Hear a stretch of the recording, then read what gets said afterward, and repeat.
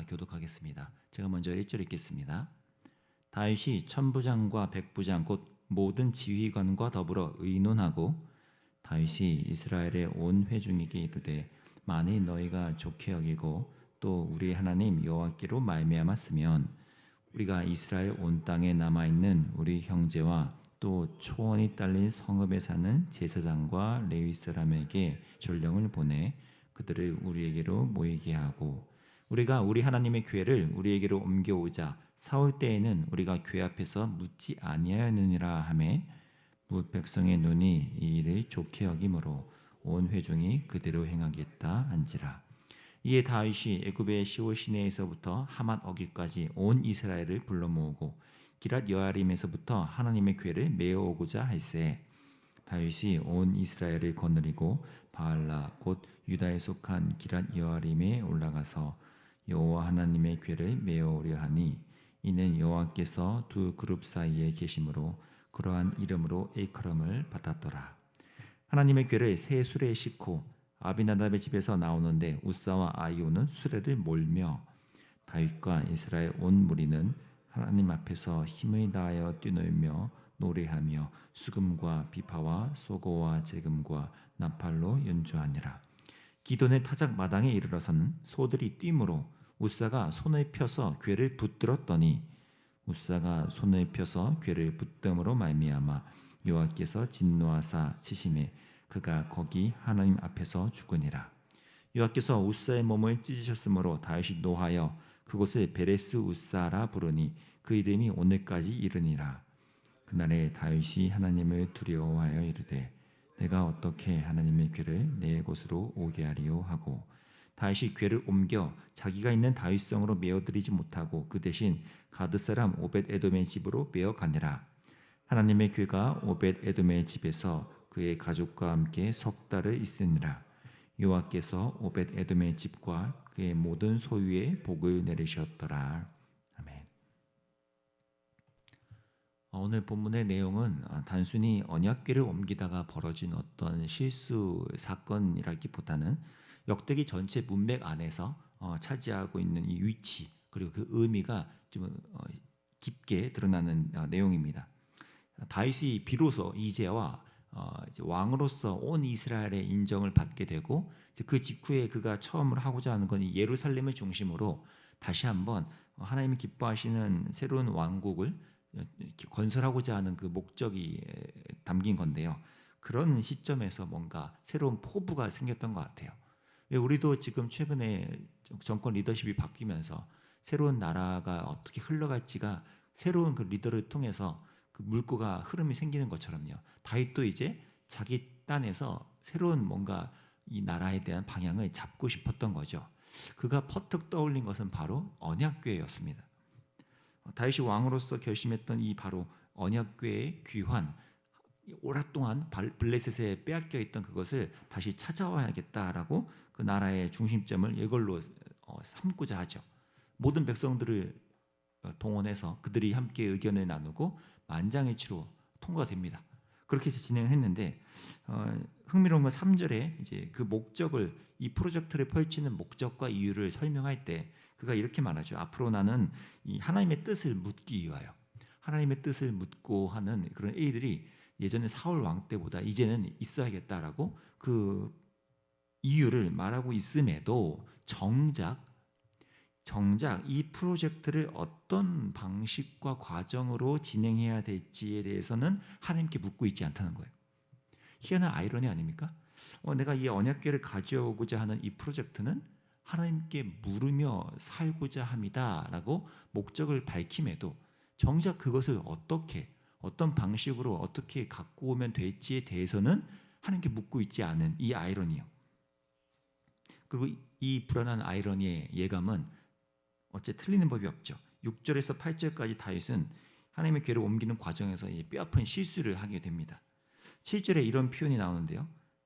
하나님의 궤를 새 수레에 싣고, 이것은 이제 앞서 6장에서 이제 드러났던 블레셋 사람들이 언약궤를 가져가던 방식과 똑같습니다.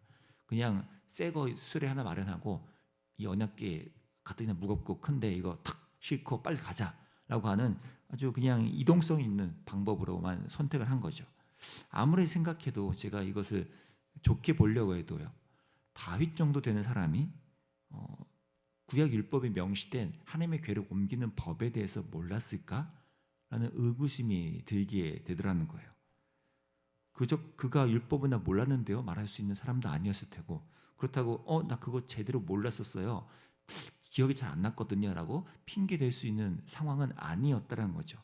그럼에도 그는 하나님의 율법에서 이 언약궤를 옮기는 데는 반드시 레위인들만이 그것을 옮길 수 있고, 심지어 그 방법은 언약궤의 가장자리 고리에 채를 꿰어서 어깨에 메고 옮겨야 한다라고 정확히 명시가 되어 있는 걸 다윗 정도 되는 사람이라면 분명 알았을 테도 그는 언약궤를 다시 가져와야겠다라는 자신의 이 의도, 포부는 좋았지만 그 방식에서 틀렸다는 거죠.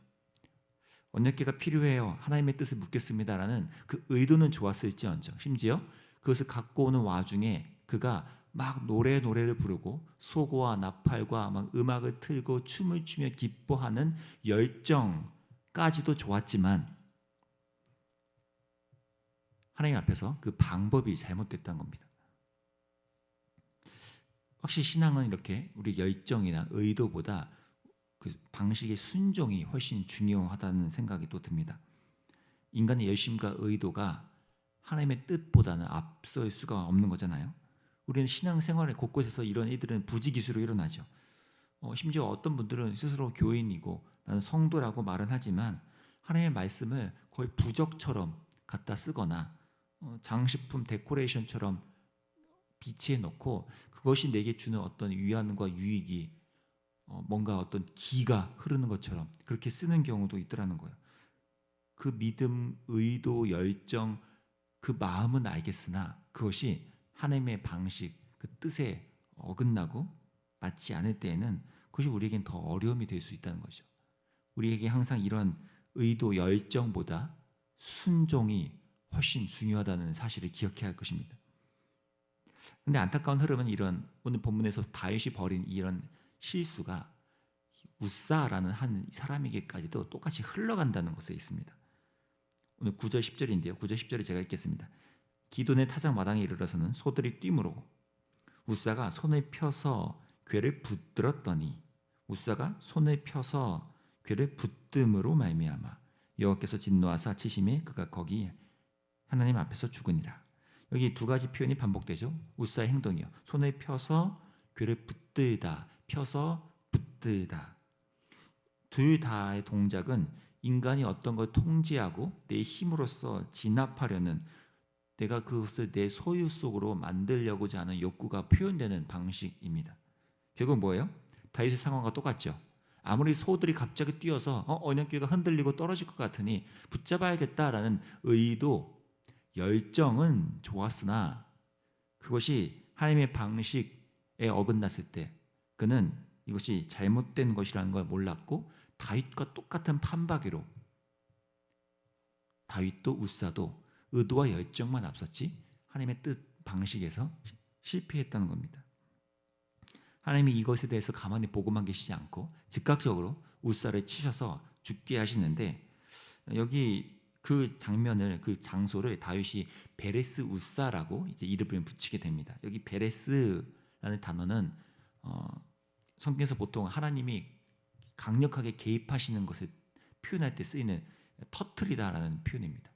뭔가 심판하시고 아주 치시고 아프게 때리시다 뭐 이런 의미의 이런 개입을 표현할 때 자주 등장하는데요. 하나님이 결국 뭐예요? 이 사건 속에서 하나님이 뭔가 강력하게 개입하셨다는 거예요. 그렇지 않으면 안 될 것 같으니까 하나님이 뭔가를 터트리시듯 뚫고 들어오셨다는 거죠.